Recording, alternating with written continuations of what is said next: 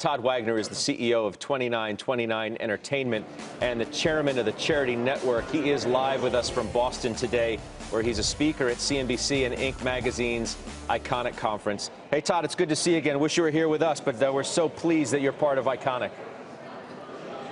Thank you. Great to talk to you all. You know, we're coming off this clip of Galifianakis and Hillary Clinton. So why don't we start with politics? In the intro, we didn't say one of the reasons why a lot of people know you, and that is because you and Mark Cuban founded Broadcast.com together. It was sort of your big breakout moment. I know you guys still have some business ventures together. He has made no secret at all as to who he is supporting for the presidency and why. And I'm wondering what your view is as what we said is a serial entrepreneur and somebody who thinks about entrepreneurship in the way you do in the future. Yeah, I mean, I think it would be really hard at this point to add anything insightful about two people that have been so part of the headlines every single second for the last 6 months. But what I do think has not been talked about very much, Scott, is what does this mean for the future of elections? In other words, does this now become the new normal? Are we now in a place where berating people nonstop is going to be how we conduct our elections? It's kind of like going to a baseball game, and instead of watching the play on the field, all we're doing is listening to the loud person in the stands behind us.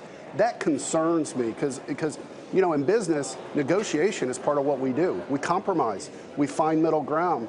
If we've gotten to a place with our elected officials, forget even the folks running for president, that no longer is it seen as a positive if you move from your line in the sand, I'm not sure that's a very good place. When people don't socialize with each other, when people don't even want to understand each other's opinions, you know, watching as I have on CNN and other networks, even the dialogue between the commentators on air is as nasty and almost mean-spirited as I've ever seen it.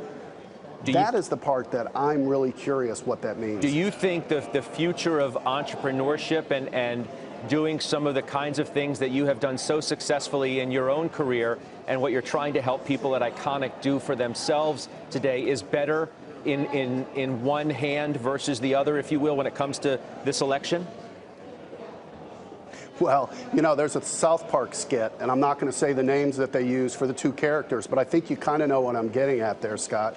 It's hard to say one is better or worse in the sense of how that impacts it. I do think, and I'm with Mark on this, I'm not going to be pulling the lever for Donald Trump. I mean, that's for sure. Yeah.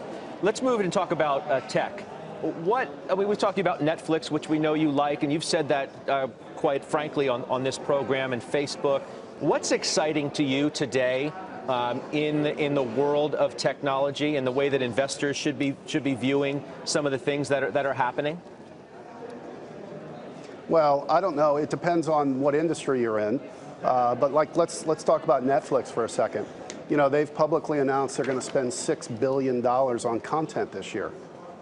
That's really interesting, and that scares a lot of people in Hollywood because all of a sudden you have an extremely deep-pocketed company who can buy out participations and other interests and basically effectively take, if you will, the upside from certain projects, but of course taking care of the downside risk. And it's an inflection point for the industry because you do have this company that wants global content, and then you have an industry that's still tied, better or worse, to still wanting theatrical releases in certain instances. So we are at a very interesting moment in time that, yes, we talked about 10 years ago, which is that windowing made no sense. Sequential releasing of movies made no sense. We did that back in 2006 with Steven Soderbergh. And now the only difference is we have a very deep-pocketed company in Netflix that can actually do something about it. Hey, let me shift your attention before I let you run to Charity Buzz. You have this charity network, and we've spoken about it in the past, and I know your heart is deeply entrenched there.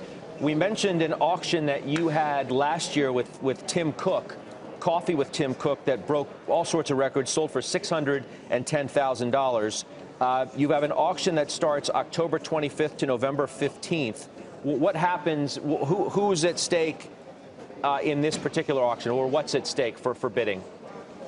It's the second annual entrepreneur auction. It's as we've briefly talked about before, we've discovered these entrepreneurs, these CEOs are rock stars. And so the ability for people to have a lunch with them or attend a meeting or have breakfast go for very high stakes. We've got Harvey Weinstein this year, Richard Branson, among others. And we find it to be a very big movement because, again, it ties to our whole theme of moving from analog to digital, of getting these folks to reach a larger audience, getting to know your customer better, getting to reach millennials, doing all the things that 501c3s need, and doing it in a very efficient way that an analog gala just can't do.